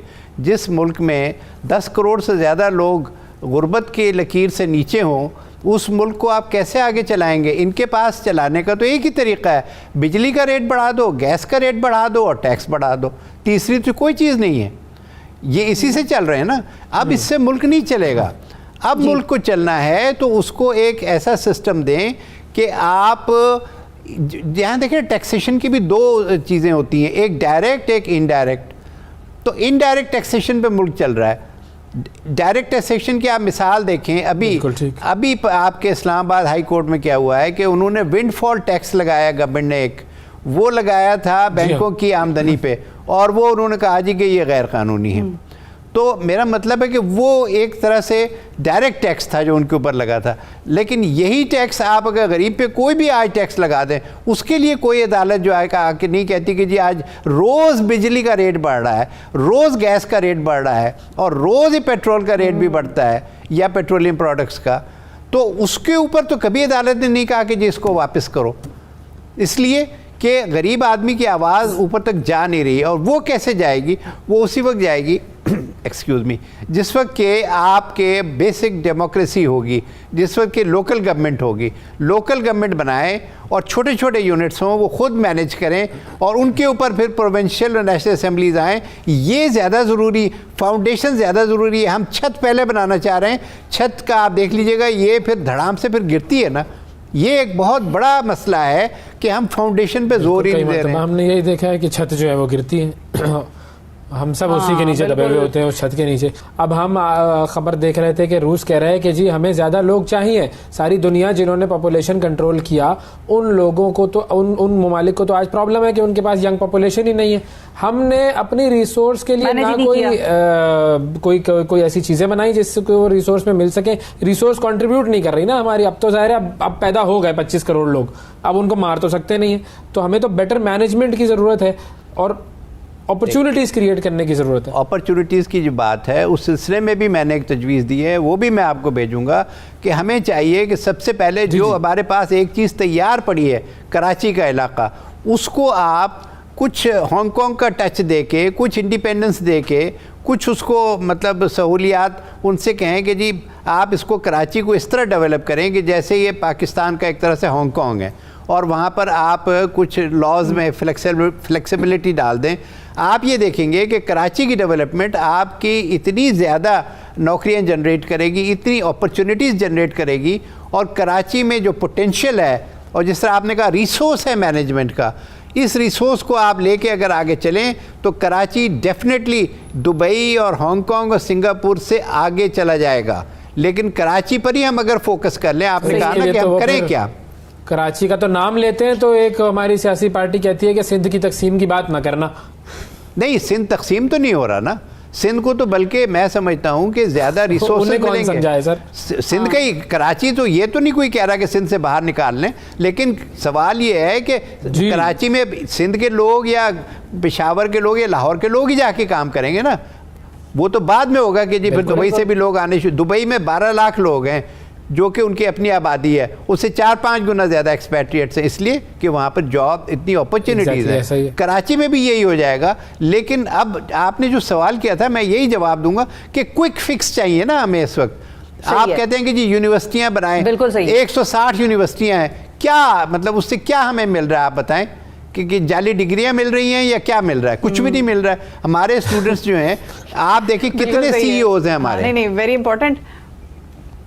जी हाँ, जी बिल्कुल। नहीं प्रॉब्लम तो बहुत है सर, और सारे बिल्कुल और उनका और साथ एक ये भी प्रॉब्लम है सर कि मुझे अभी 2 दिन पहले एक मेरी सहेली ने बताया जो कि एक मल्टीनेशनल में काम करती है बर्तानिया में, उसके सारे हेड्स बैठते हैं। वो कहती है उन्होंने ये वादा किया था कि क्रिसमस तक हम पाकिस्तानियों को हायर करेंगे, तो साथ वाला हमारा जो पड़ोसी है वो चांद पे निकल गए, और साथ हमने कुछ ऐसी हरकतें भी कर दी कि जिसमें खुर्द-बुर्द कर दी उधर पाकिस्तानियों ने, तो उन्होंने सारे इंडियन रख दिए उन पोस्टों पे जिसके लिए पाकिस्तानी इंटरव्यूज दे बैठे थे। तो ये भी सारी कार्रवाई है ना सर, प्रोफेशनलिज्म का भी तो एक फुकदान है जो हमारे यहाँ नजर आता है। लेकिन खैर बहरहाल coming back to World Bank, कि उस शख्स ने ये भी कहा है, वर्ल्ड बैंक के बंदे ने, मार्टिन ने, कि हमारे प्रोग्राम्स भी जो हम फंड कर रहे हैं उन पे भी असरअंदाज हो रही है पाकिस्तान की अशराफिया। तो ये तो कोई उनका कोई बड़ा अच्छा तासुर नहीं है जो हमारे बारे में जा रहा है। आइंदा तो हमारे वो भी पैसे रुक जाने हैं। देखिए वो पैसे रुक जाएं तो मैं समझता हूँ अच्छा ही होगा, कोई इतनी बुरी बात नहीं है। क्योंकि वर्ल्ड बैंक से अगर $100 मिलियन आता है तो मेरे माइंड में फ़ौरन ये चली जाती है बात कि 60 से 70 मिलियन डॉलर्स जो हैं वो तो इनके कंसल्टेंट्स खुद ही वापस ले जाएंगे। हमें 100 मिलियन डॉलर जो लोन रीपे करना पड़ेगा वो गरीब अपनी जो है किसी टैक्स इंक्रीज से ही पे करेगा, और कहाँ से पे करेगा? हाँ। तो ये लोन्स जो हैं ये कोई ऐसा कुछ तरियाक नहीं है कि जिससे पाकिस्तान जो है डेवलप करेगा। पाकिस्तान ने अगर डेवलप करना है तो अपने पैरों पे खड़ा होना पड़ेगा, और अपने पैरों पे अगर खड़ा होना है तो सबसे पहले अपनी गवर्नेंस ठीक करनी पड़ेगी। हमारी गवर्नेंस ये है कि बड़े बड़े शहरों में तो आप डेवलपमेंट देखें, लेकिन अगर आप आगे चले जाएं तो वहाँ पर अभी भी एक ही तालाब से जानवर भी पानी पी रहे हैं और इंसान भी पानी पी रहे हैं। ये पंजाब की मैं बात बता रहा हूँ। जब बुज़दार साहब आए थे तो यही बताया गया था कि जिस इलाके से वो आए हैं। जी बिल्कुल ऐसा ही है, और बाकी जगहों पर भी इसी तरह का हाल है सर, कोई हालात बेहतर नहीं है। और लेकिन ये आपने बड़ी शुरू में जो अहम बात की थी कि भाई उसके लिए हमें एक ऐसी लीडरशिप की ज़रूरत है जिसकी प्रायोरिटी ये हो कि हमने इस मुल्क को आगे लेके जाना है, ना कि अपने मकासद के लिए। वहाँ लीडरशिप की बात आ जाती है तो फिर तो जिम्मेदारी मेरी और शिफा की हो जाती है। फिर हमसे लेकिन उस लीडरशिप से भी तो अशराफियत चिपक जाती है। बस ये भी एक मेरा बड़ा मैं नहीं आने दूंगा मैं किसी को करीब नहीं आने दूंगा। एक दफ़ा मुझे लीडर तो बन जाने दें। थैंक यू नयरुद्दीन साहब, बहुत शुक्रिया सर, आपने वक्त दिया, और इंशाल्लाह हम आपने आने वाले दिनों में भी मुख्तलिफ मौज़ूआत पर बात करते रहेंगे। थैंक यू जी। नाज़रीन वक्फा लेते हैं, वक्फे के बाद दोबारा आपकी खिदमत में हाजिर होंगे, हमारे साथ रहिएगा। सुबह सवेरे पाकिस्तान। Welcome back. सुबह सवेरे पाकिस्तान में खुशामदीद। कुछ लोग होते हैं कि जो कि आंखों से तो नहीं देख सकते, लेकिन दिल की आंखें उनकी इतनी ज़्यादा खुली हुई होती हैं कि वो हमारे माशरे में बहुत सारे ऐसे मसाइल हैं जिनको देखते हैं और फिर उन मसाइल के हल के लिए कोशिशें करते हैं। हम आपकी मुलाकात आज एक ऐसी शख्सियत से करवा रहे हैं। मोहम्मद आतिफ इनका नाम है, और वैसे तो कहने को यूँ कहिए कि भाई जो बसारत है उसकी दौलत से महरूम है, नाबीना है, देख नहीं सकते, लेकिन इस सूरत हाल से किस तरह निपटते हैं, और दुनिया में वो लोग, पाकिस्तान में ख़ासतौर पर वो लोग जो कि स्पेशल पर्सन्स की कैटेगरी में आते हैं, उनके लिए क्या क्या ज़बरदस्त इनिशिएटिव्स लिए हुए हैं इन्होंने, इनसे हम जानेंगे। अस्सलाम वालेकुम आतिफ साहब। वालेकुम सलाम। कैसे हैं जनाब? ठीक ठाक? अल्हम्दुलिल्लाह। शुक्रिया, आपने वक्त निकाला। सबसे पहले तो हम सुनना चाहेंगे आपकी कहानी, क्योंकि जाहिर है किसी और के लिए हम मतलब नॉर्मल जिंदगी गुजारते हुए भी बड़ा कम ही ये जज्बा आता है किसी में को औरों के लिए काम करे। तो आप खुद भी एक चैलेंज से गुजरे और उसके बाद फिर कैसे ख्याल आया कि औरों के लिए काम करना है, लेकिन बिफोर दैट ये चैलेंज कैसे आपने फेस किया, किस तरह? 4 साल का तो मुझे आइडिया हुआ, 4-5 साल का टाइफाइड हुआ मुझे। तो जब स्कूल जाता था तो बच्चे मुझे मतलब करते थे, हमारी वो टर्म में कहते हैं बहंगापन, क्योंकि आइज़ आपकी थोड़ी सी अगर इधर उधर हो जाए तो। सो फिर मैंने स्कूल छोड़ दिया। अच्छा। टोटली गांव में मतलब रहता था मैं। सो फिर मैं जब घर वापस आया, मुझे अब डेट तो याद नहीं है, लेकिन फिर एक डॉक्टर थे यहाँ, डॉक्टर मिंटो, वो याद रह गए। उन्होंने मुझे G72 में जो स्कूल है इस्लामाबाद में, तो वहाँ मुझे स्कूल में तो टीचर को मैं बड़ा पसंद आया सब, क्योंकि मुझे उर्दू नहीं आती थी तब। सो वहाँ से फिर जर्नी स्टार्ट हुई। मैडम ने कहा कि आप क्या अचीव करना चाहते हो लाइफ में, क्या करना चाहते हो। काउंसलिंग की मेरी, सो वहाँ से फिर टीचर वगैरह ने, फिर मैंने वहाँ से ग्रेजुएशन की, सारा कुछ किया, स्टडी की, मास्टर स्पेशल एजुकेशन किया मैंने। फिर वो टाइम आ गया जब स्पोर्ट्स में आया मैं। स्पोर्ट्स में आपको बहुत सारी चीज़ें, आप मेंटल हेल्थ, बहुत सारी चीज़ें आपको हो जाती हैं, आप इजी हो जाते हो लाइफ में। फिर 2004-05 में वर्ल्ड कप जीता। उसके किस स्पोर्ट्स में? ब्लाइंड क्रिकेट में। अच्छा, ब्लाइंड क्रिकेट में। फिर उसके बाद एथलेटिक्स में आ गया, मैंने 69 गोल्ड मेडल लिए, शॉर्ट पुट, डिस्कस, जैवलिन, सारी गेम्स में।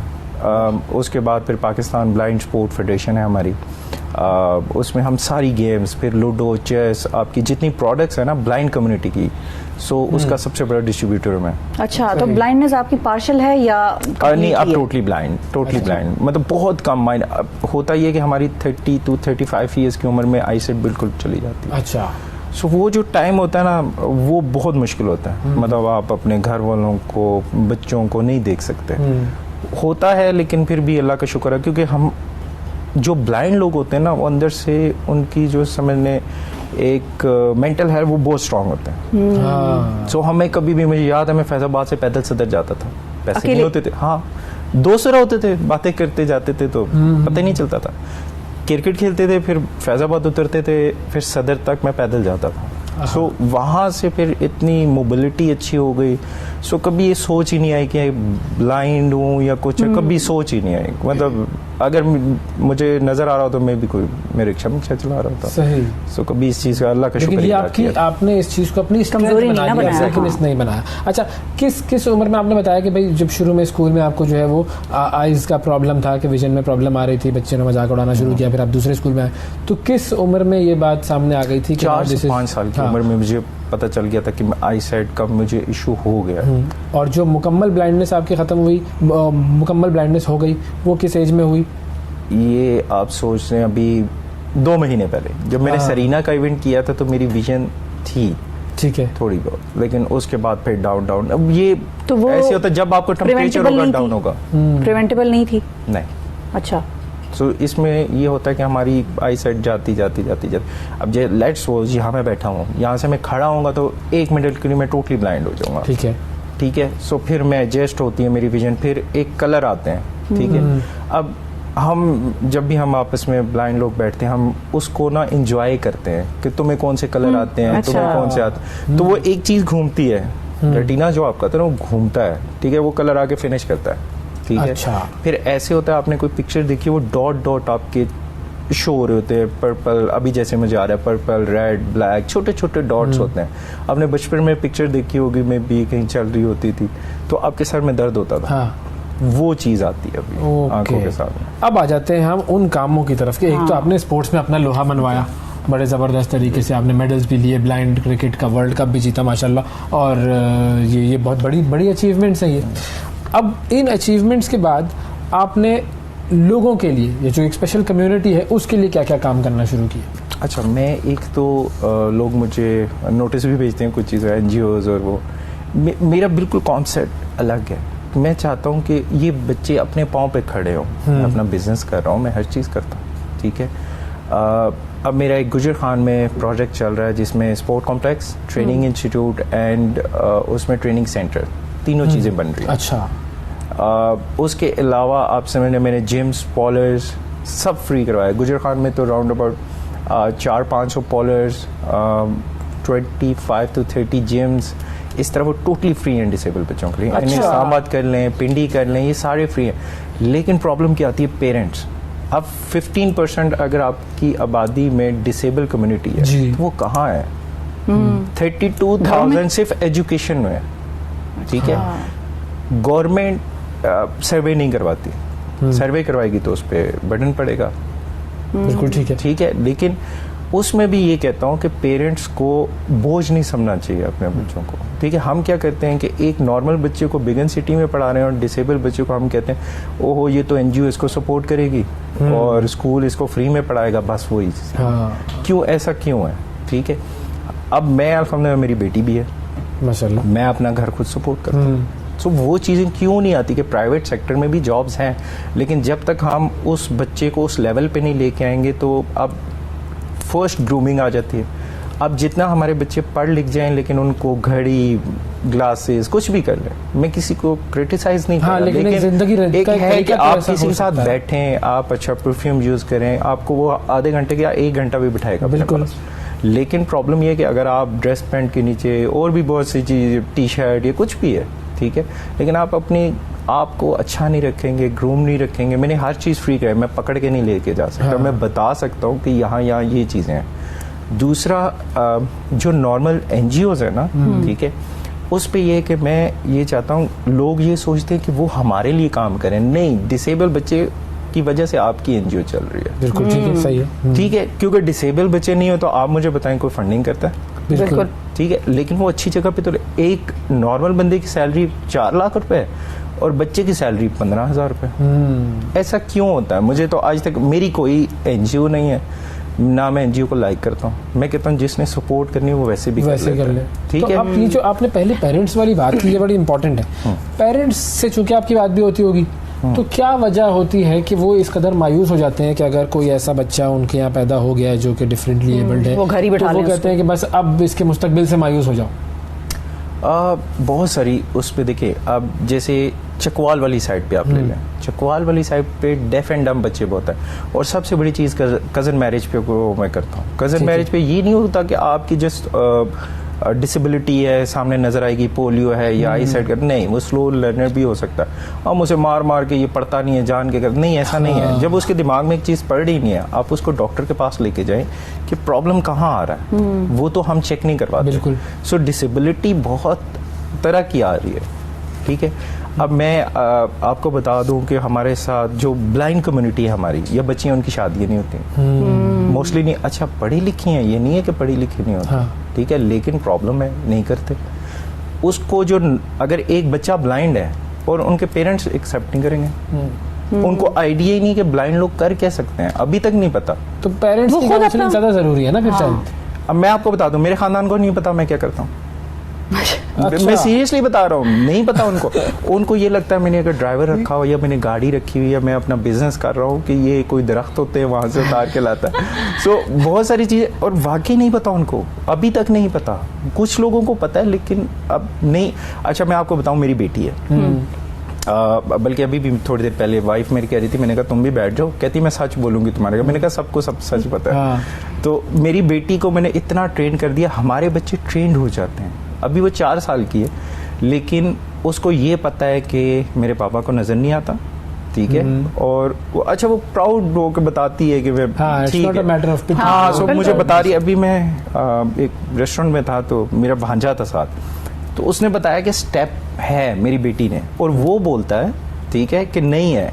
मैंने कहा वो झूठ नहीं बोलती, कहता है मामू 10 कदम दूर है, तो मैंने कहा तो सही बोल रही है। हाँ। ठीक है, तो उनकी ट्रेनिंग ऐसी हो रही है ना, हमारे बच्चे ट्रेन इस वजह से बहुत हो जाते हैं। और मैं अपनी यही लोगों को यही कहता हूँ कि अपनी डिसेबिलिटी पे प्राउड फील करें। जब तक आप प्राउड फील नहीं करेंगे ना, कुछ भी नहीं आप अचीव कर सकते। बिल्कुल। अच्छा मैं उस तरफ भी आना चाह रही थी कि एक तो पेरेंट्स का होता है कि वो दिल बर्दाश्ता हो जाते हैं, जो ब्लाइंड है खुद से, या जिसको ये पता चलता है कि अब आहिस्ता आहिस्ता लाइफ में ब्लाइंडनेस की तरफ मैंने जाना है, बढ़ना है, तो उनका अपना क्या मोटिवेशन लेवल होता है? क्योंकि ज़ाहिर है अगर पेरेंट्स नहीं सपोर्ट करे तो वो भी घर में बैठे हैं, या वो खुद को यूजलेस फील कर रहे हैं, या वो समझ रहे हैं कि भाई मैं मुआशरे का कोई ऐसा शहरी नहीं बन सकता कि जिससे कोई इनकम जनरेट हो सके, या मैं कम से कम अपना बोझ खुद उठा लूँ। तो उनका क्या होता है, मतलब वो खुद कितने मोटिवेटेड होते हैं जिंदगी में कुछ करने के लिए? देखिए इसमें बहुत सारी चीज़ें, अब कुछ तो हमारे जो गांव वाली, जैसे मेरी एग्जांपल ले लें, जब मैं गांव में था तो किसी को कोई आइडिया नहीं था कि इस तरह का इंस्टीट्यूट भी हो सकता है, आइडिया नहीं था। जब मैं यहाँ आया तो मुझे पता चला। अब उन बच्चों का कसूर नहीं, उन पेरेंट्स का कसूर है। हम ड्रामा तो देखते हैं, हम बहुत सारी चीज़ें देखते हैं, लेकिन अभी भी जो ड्रामेज बनते हैं, कोई भी ब्लाइंड है, उनके चलने का स्टाइल ही हमें पता चलता है, इसको तो ट्रेनिंग ही नहीं आती, उनको स्टिक पकड़ने का तरीका नहीं। अगर कोई गाइड कर रहा है, आपने फीमेल को पकड़ना है, ठीक है, उसको यहाँ से पकड़ना है। अगर गाइड करना है तो आपने जेंट्स को, तो वो आराम से आप कर सकते हो उसको, ठीक है। सो बहुत सारी चीज़ें, सो हमारी अवेयरनेस की कमी है बहुत ज़्यादा। अवेयरनेस जब तक नहीं आएगी, मीडिया जब तक एड्स नहीं चलाएगा, इनको वोटिंग का राइट्स नहीं देगा, जब वोटिंग का राइट होगा तो ऑटोमेटिकली कैंपेन चलती है। सो सारा मीडिया देखता है जब वोटिंग का राइट है। अब मुझे बताएं कि आप ब्लाइंड बंदा वोट डाल सकता है? नहीं डाल सकता, तो कोई नहीं डाल सकता। मुझे बताएं करेगा ना साथ, तो वो कहते हैं कि इसके साथ वो 2 नंबरी हो सकती है। नहीं तो असिस्ट कर ले, बेशक कर ले, चलें छोड़ दें। बाकी व्हील चेयर यूजर जो है, आप मुझे बताएं कहाँ आपके जहाँ वोटिंग के लिए वहाँ व्हील चेयर 4 बंदे उठा के उसको लेके जाएंगे, accessibility वो नहीं बर्डन है। लगता है उनको कि टाइम वेस्ट होगा, नहीं डालते और लोग घरों से नहीं जाते। हाँ, उस दिन को लोकल ट्रांसपोर्ट बंद होती है, बिल्कुल करीम उबर बंद होती है, ये कुछ भी है। सो आप मुझे बताएं कहाँ जाके वो वोट डालेगा? ये तो गवर्नमेंट का काम है।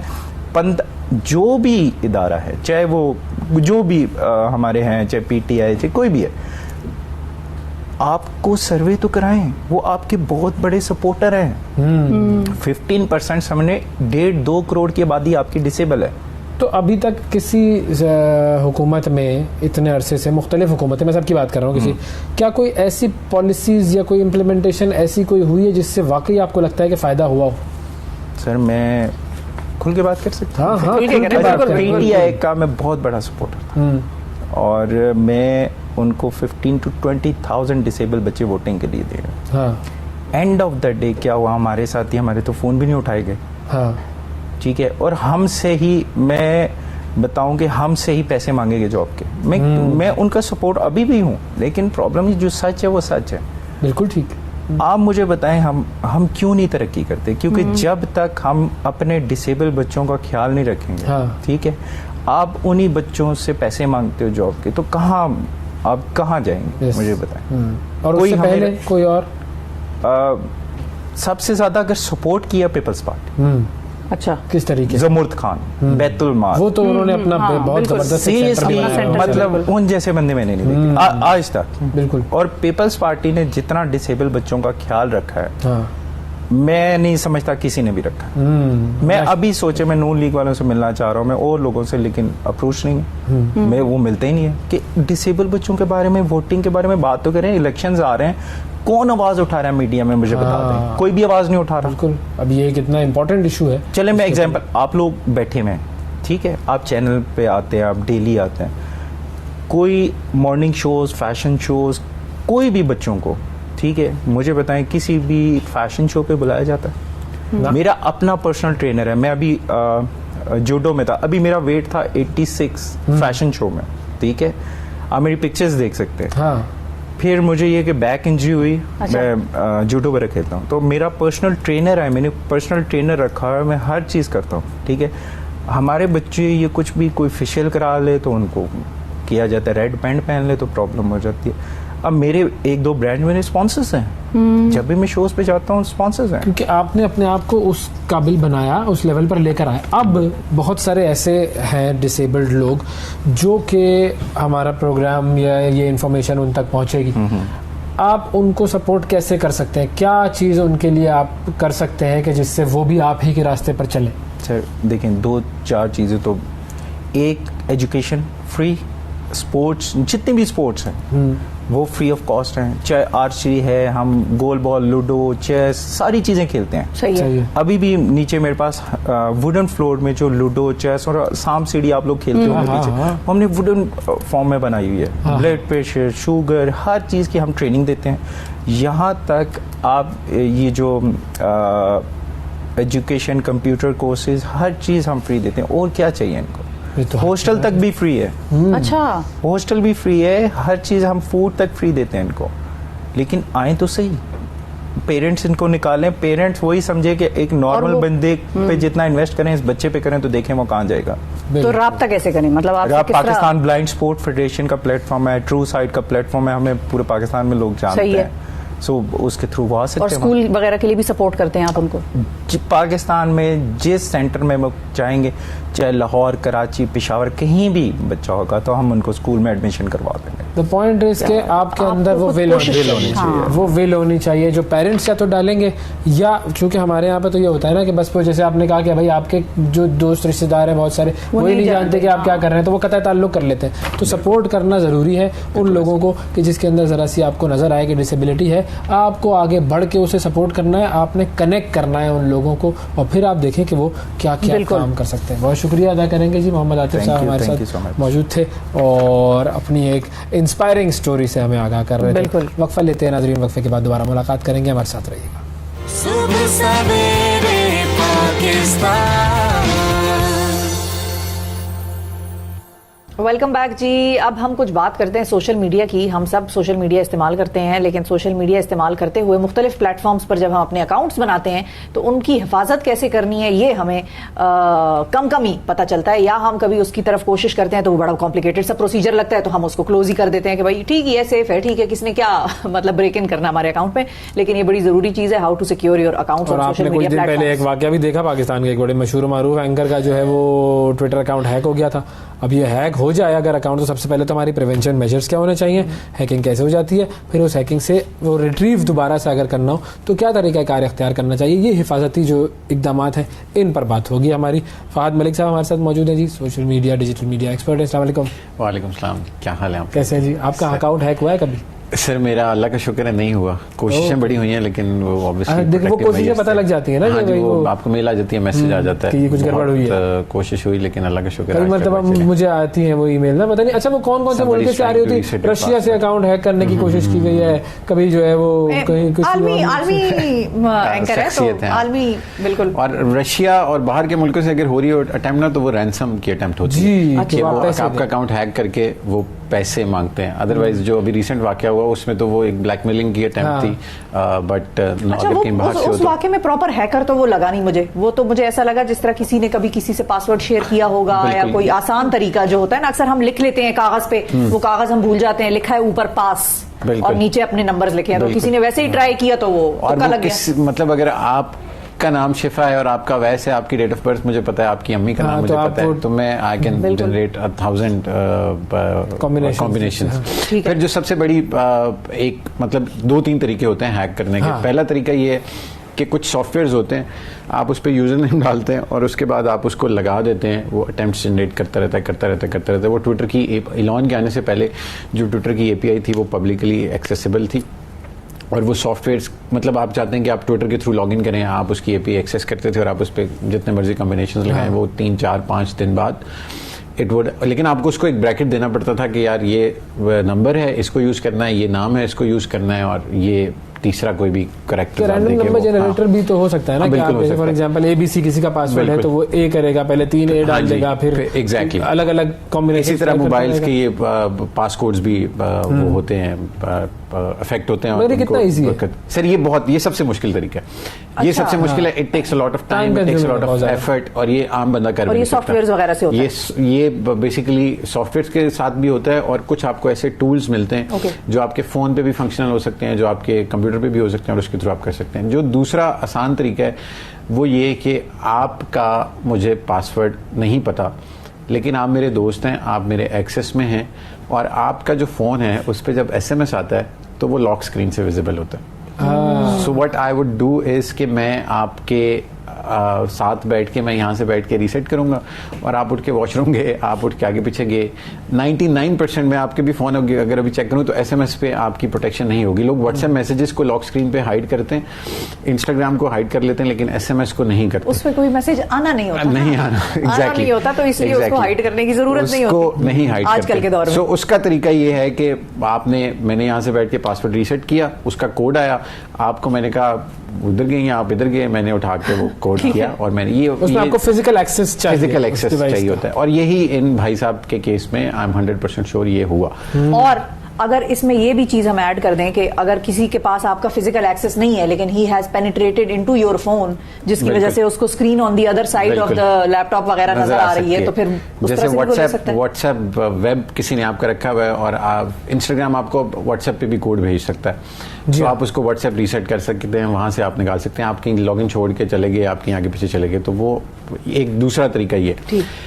तीसरा तरीका ये है जी कि आपके हर मोबाइल एप्लीकेशन आपको देती है 2 फैक्टर्स के कोड्स। वो 2 फैक्टर्स के कोड आप जब पासवर्ड डालते हैं तो वो आपके पास होते हैं। आपका अकाउंट के लॉगिन रह गया, मुझे उसका पासवर्ड नहीं पता, लेकिन मैंने वो लॉगिन करके आपके 2 स्टेप के बैकअप कोड्स निकाल लिए। अच्छा, आपको हर प्लेटफॉर्म ये एक्सेस देता है कि अगर आपका कोड जनरेट नहीं हो रहा तो आप अपने पास बैकअप पे कोड्स रख लें, गूगल के भी, इंस्टाग्राम के भी, ट्विटर के भी।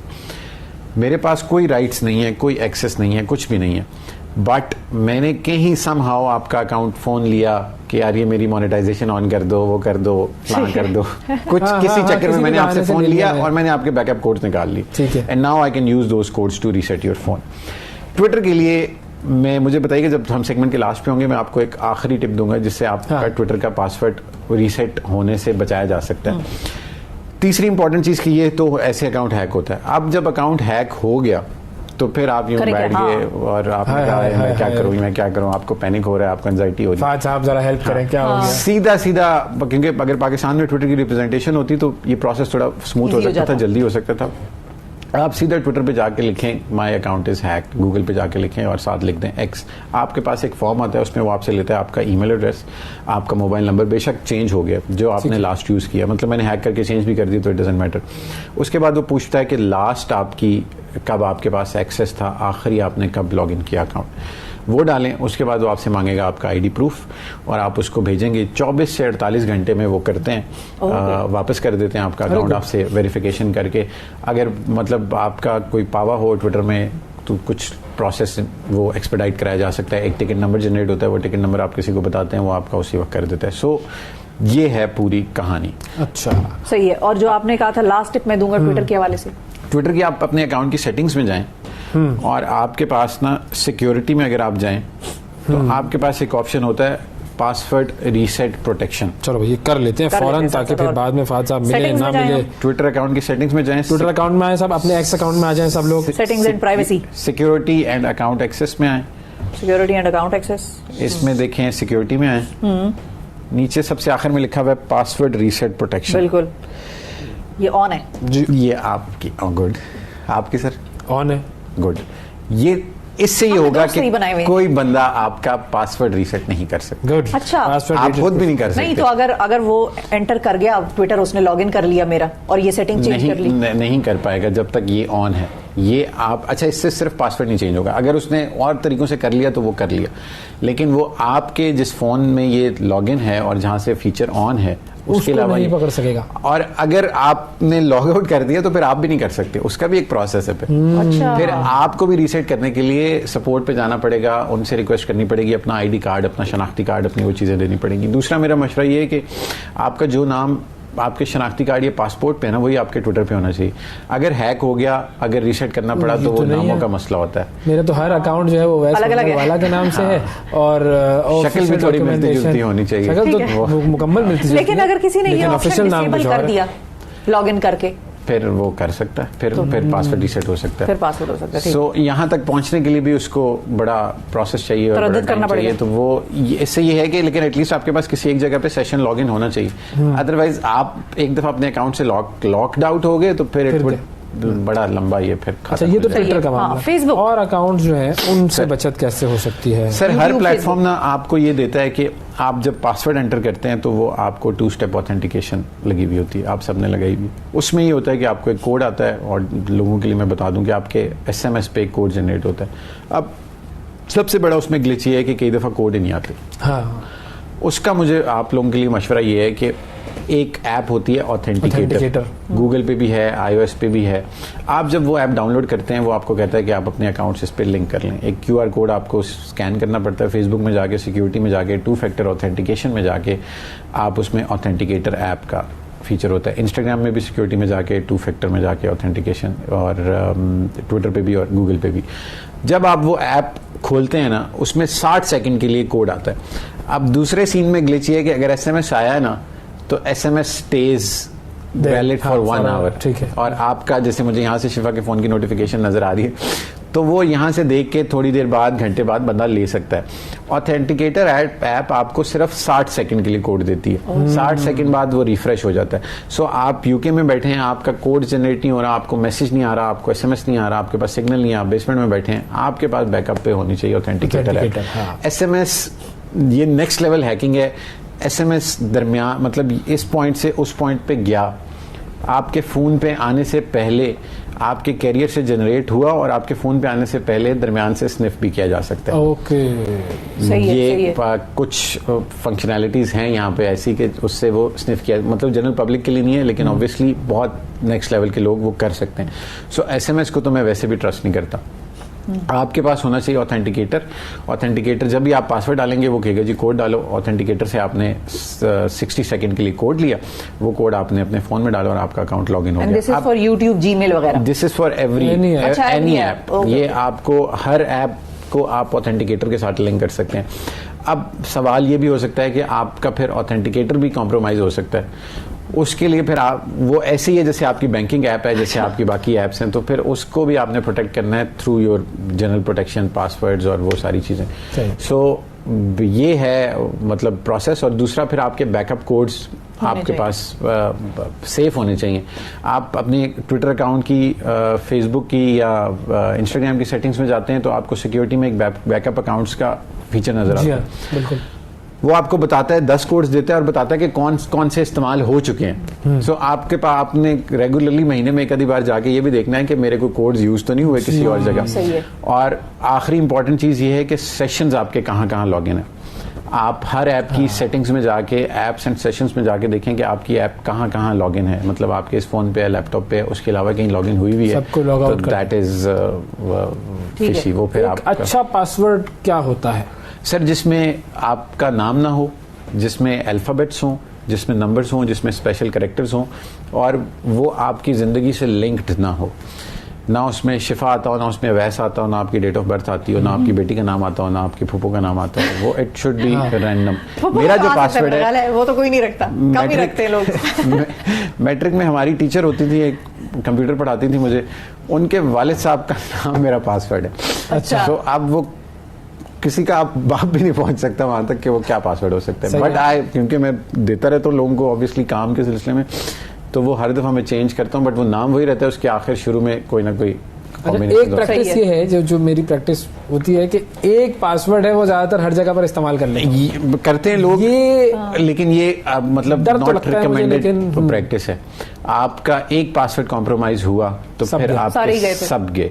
और आपका सबसे बड़ी बला आपका फोन है। जिस दिन ये कॉम्प्रोमाइज हुआ ना, उस दिन तो आप गए, उस दिन तो सब गए, चाहे पासवर्ड है या नहीं है, या आपका कोई एक आधा ईमेल एड्रेस कॉम्प्रोमाइज हो गया जिसके साथ सारे लिंक्ड थे, उसने वहां से ठक ठक ठक पासवर्ड रीसेट की रिक्वेस्ट नहीं भेजनी, ईमेल तो ऐसे स्क्रीनशॉट आने हैं ना कि बस। तो आपका एक तो पासवर्ड सेम नहीं होना चाहिए और दूसरा सबसे ज्यादा आपकी ऑथेंटिकेशन आपके ईमेल एड्रेसेस पे होनी चाहिए और आपके फोन्स पे होनी चाहिए। अच्छा, एक तरीकाकार होता है कि आप मुख्तलिफ अकाउंट्स पे जब अपना लॉगिन बनाते हैं तो गूगल क्रोम पर एक ऑप्शन आ जाता है सेव पासवर्ड जी। तो वो कितना सेफ है? वो नहीं, वो 100% अनसिक्योर है। उसकी वजह ये है कि आप अलग अलग पासवर्ड रखते हैं, याद नहीं होता, वो फिल कर देते हैं हमारे लिए, वो फिल कर लेते हैं, वो फिल करता रहता है। अब उससे होगा ये कि आपके किसी के पास आपका लैपटॉप लॉगिन है और अगर आपके लैपटॉप पे पासवर्ड नहीं लगा हुआ, पासवर्ड नहीं है आपके लैपटॉप पे लॉगिन वाला पासवर्ड, तो आपका वो पासवर्ड 1 मिनट में निकाला जा सकता है। दूसरा ऑप्शन, मतलब आपकी जिंदगी में कोई भी ABC, प्रिया, XYZ, शिफा, अवैस कोई भी है, वो आपको कहती है यार मैंने जूम कॉल करनी है, मुझे जरा अपना लैपटॉप दे दो। आप कहते हैं यार ये पासवर्ड है, आप उसको पासवर्ड दे देते हैं। वो पासवर्ड जाके उसने सीधा आपके गूगल की क्रोम की सेटिंग्स में डालना है और वहां से उसने सारे पासवर्ड निकालने हैं। गूगल क्रोम में सेव्ड पासवर्ड्स के लिए आपको सिर्फ मशीन का पासवर्ड चाहिए, बाकी सब बहुत अनसेफ हो गया। सो वो 100% अनसेफ है। उसका एक तरीका ये है कि आप अपने सारे पासवर्ड एक गूगल की शीट पे डालें, उस शीट पे एक पासवर्ड लगाएं और वो ना कहीं जाएगी, आपका ड्राइव पे रहेगी। अगर खुदा ना खासा आपका ड्राइव हैक हो गया, गूगल हैक हो गया, तो वो उस शीट पे भी एक पासवर्ड लगा हुआ है। मतलब आपकी सारे दराजों की चाबियां हो और फिर वो चाबियां भी किसी एक दराज में हो जिसकी एक अलग चाबी हो, उस चाबी को आपने संभाल के रखना है, तो वो आपकी डेटाबेस मेंटेन करेगा और that would be secure. Otherwise हर चीज कॉम्प्रोमाइजेबल है। और दूसरा तरीका ये है कि फिर ये चैटें डिलीट करें। और कोई तो खुद ही लोगों ने आजकल 24 घंटे वाला लगाया हुआ है। आप पीछे जाते हैं जवाब देने तो पीछे कुछ होता ही नहीं, लेकिन मैं नहीं लगाता 24 घंटे वाला। मेरा दिल करता है कि मैं देखूंगा पीछे बात क्या हुई है, क्या तस्वीरें क्या शेयर हुई, उस दिन कैसे लग रहे थे आप और आज कैसे लग रहे हैं, तो वो होना चाहिए बिल्कुल। लेकिन अच्छा मुझे वैसे ये बताएं, ये थोड़ा सा हमारे टॉपिक से हटके, लेकिन आजकल इंटरनेट की स्पीड स्लो है क्या पाकिस्तान में? ये 4G तक जाते जाते हम LTE पे वापस कैसे आ गए? बेसिकली जो ब्रॉडबैंड्स है ना, उनकी स्पीड ठीक है, सिर्फ 2 नेटवर्क्स की स्पीड में मसला है। और वो पता नहीं कौन सी अपनी पिछले 3 महीने से अपग्रेडेशन कर रहे हैं। वो उनको जब भी कहो तो कहते हैं जी हमारा चल रहा है जी, अपग्रेड हो रहा है, अपग्रेड हो रहा है दुनिया। हाँ जी, स्पीड बहुत स्लो है और पूरी दुनिया 5G पे चली है। इट्स ओवरऑल इन पाकिस्तान, और पूरी दुनिया 5G पे चली गई है, हम अभी 3G से 4G के दरमियान। तो हमें 4G भी तो सारे इलाकों में सप्लाई हो जाए, फिर 5G भी आ जाएंगे 5G पे भी। अभी तो पहले हम LTE से तो निकले ना, बहुत टाइम लगेगा, इतना कुछ दिन लगेंगे। थैंक यू फायद साहब, बहुत शुक्रिया आपका, आपने हमें पासवर्ड सिक्योर करना और पासवर्ड हैक करना दोनों सिखाए। और अब मैं यूं करके देखूंगा, मैसेज भेज के इधर से ऑथेंटिकेशन, चलो भाई कुछ ना कुछ नहीं तो वो लगा हुआ है ना, वो नहीं आ सकती उस पे। अच्छा, हाँ, वो प्रीव्यू नहीं है। हाँ, ये भी आप अपने फोन की सेटिंग्स में जाके ना हाइड नोटिफिकेशन लॉक स्क्रीन, ये मैंने किया है, वो सब वो भी जरूरी है जी, जरूरी है। थैंक यू भाई, बहुत शुक्रिया, बहुत शुक्रिया। तो नाज़रीन, आज के प्रोग्राम में इतना ही, आपसे हम फिर मुलाकात करेंगे अगले प्रोग्राम में, उस वक्त तक के लिए इजाजत दीजिए, अल्लाह हाफिज। सुबह सवेरे पाकिस्तान।